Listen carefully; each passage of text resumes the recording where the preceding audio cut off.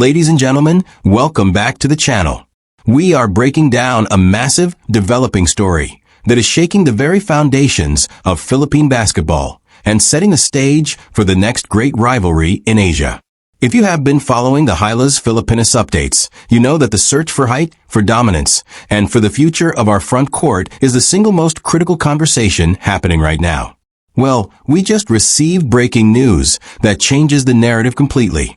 Quinton Miller-Brown, the 6 feet 10 inches big man that every Filipino fan has been clamoring to see in a Gilas uniform, is indeed in town. But here's a twist that no one saw coming. He is not suiting up for us. Reports have confirmed that in the upcoming tune-up game against the Macau Black Bears, QM will be on the floor, but he will be playing against Gilas Pilipinas. This raises immediate burning questions about his eligibility, his status as a low-calorie naturalized player, and what Coach Tim Kahn knows that we don't. But that is only half the story. While we look at our own roster issues, a giant ice awakening to the north.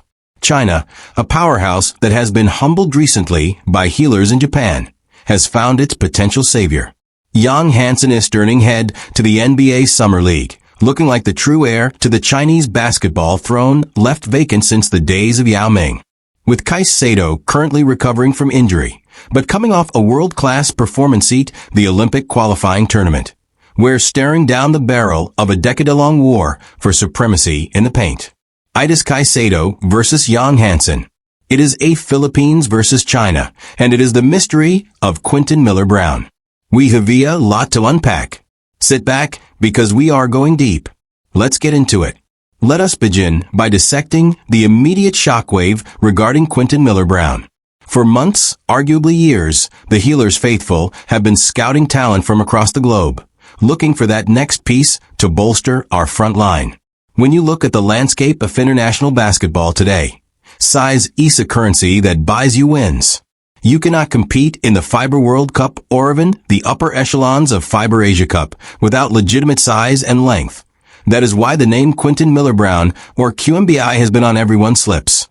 Standing at 6 feet 10 inches with a pedigree file basketball, he seemed like the perfect plug-and-play solution for a Gilas team that is always hungry for big men. The expectation, the hope, and the rumors were all pointing in one direction. That QMB would eventually don the blue and white. We thought he was coming in to reinforce the squad. So when the news broke from veteran sports insider Homer C., it caught the entire community off guard. The report states that Gilas Pilipinas is scheduled for a tune-up game against the Macau Black Bears. Now, typically, these tune-up games are routine. There are opportunities for Coach Tim Kahn to test his rotations to see which systems are working and to get the players' legs fresh before the actual tournaments begin. But this specific game has now become headline news because QMBB is listed on the roster for the Macau Black Bears. Think about the implications of this. Here is a player we coveted, a player we thought could bait a future backup or even partner to Sotto, and now our national team has toguard him. He is playing the opponent. Why is this happening? Why is he not on the Gilas bench? This situation forces us to confront the murky and often frustrating reality of FIBA eligibility rules. The biggest question mark surrounding QMB has always been his classification. Is he a local or is he a naturalized player? In the world of FIBA, this distinction is everything. It is a difference between being a cornerstone of the program for the next 10 years or fighting for a single roster spot against NBA caliber talent. If QM is a local, meaning he acquired his Philippine passport before the age of 16, then his exclusion from the current pool is baffling. A 6 feet 10 inches local talent is a unicorn. You do not leave unicorns off the roster unless there are injury issues or severe attitude problems, neither of which seems to be the case here. However, if he is not considered a local by FIBA standards, then he falls into the naturalized player category. And this is where the math stops working in his favor. If QMB is a naturalized player, he is competing for the same spot occupied by Jordan Clarkson, Justin Brownlee, and Andwami. As talented as QMB is, you have to be realistic. You're not going to Jordan Clarkson, a legitimate NBA scorer and former sixth man of the year for QMB. You're likely not going to displace Justin Brownlee, the hero of Asian basketball who fits Tim Khan's system like a glove. If QMB is naturalized, his value to healers drops significantly. Not because of lack of skill, but because of the opportunity cost. We need our naturalized spot to be a game breaker, an offensive engine, or an offensive anchor of the highest order. The fact that he is playing for the Macau Black Bears suggests that perhaps the Samahang Basketball in Pilipinas or SBP has already done their due diligence. Perhaps they have looked at his documents, checked the passport dates, and realize he does not meet the Hagapro requirement to play as a local. If that is the case, it explains why he was not included in the 16-man pool for the upcoming FIBA Asia Cup windows. It explains why Coach Tim Khan, a man who meticulously constructs his rosters, did not prioritize him. Coach Khan looking for specific pieces that fit a specific puzzle. If QMB takes up the naturalized slot, he simply doesn't fit the current puzzle. This tune-up game is going to be fascinating to watch, even if it is just a friendly match. We'll jet to see QMB go up against our bigs, then we will see how J. Marfardo Japeth Aguilera, the young guns, handle his size. In a way, it is an audition. Even if he is playing for the other team, he is auditioning for the eyes of the Filipino scouts and fans. But for now, we have totem per our expectations.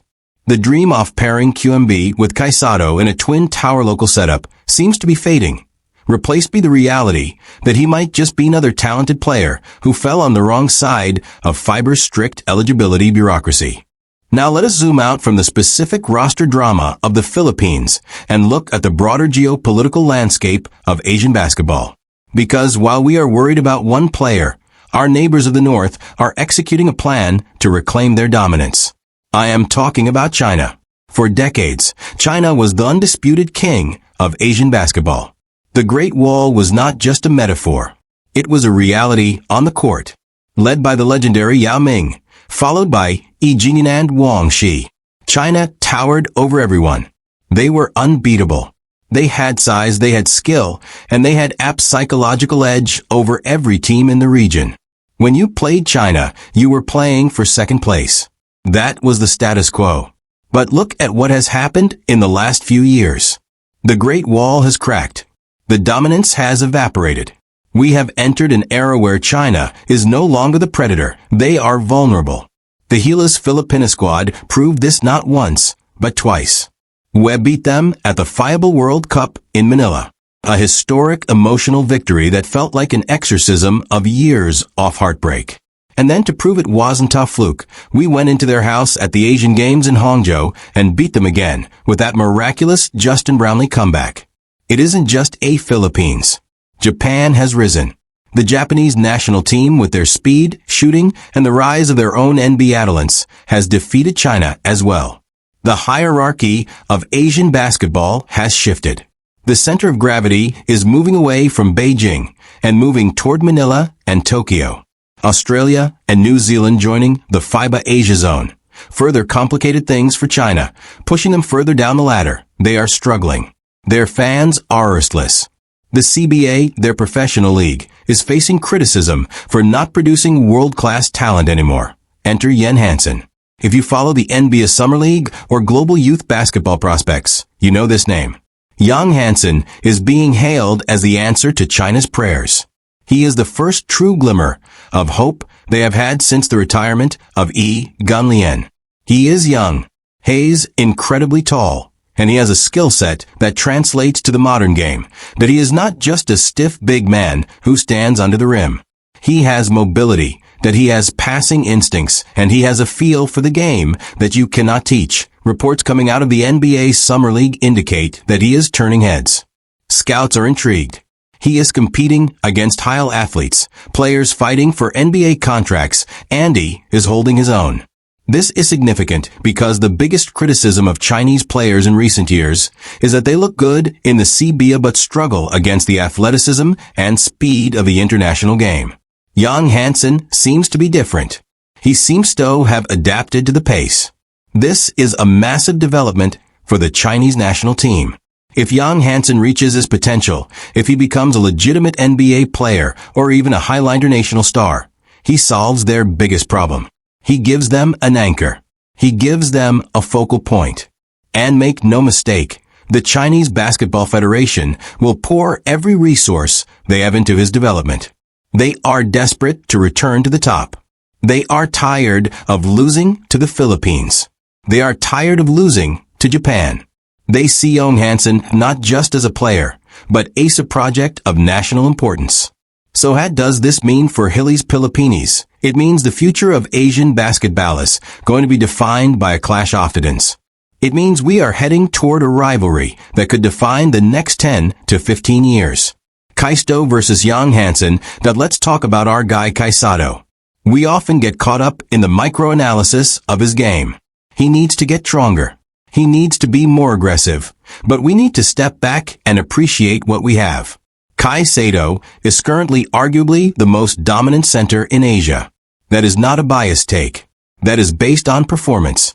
Look at what he did in the Olympic qualifying tournament against Latvia, a top-tier European team, and against New Zealand, a physical powerhouse.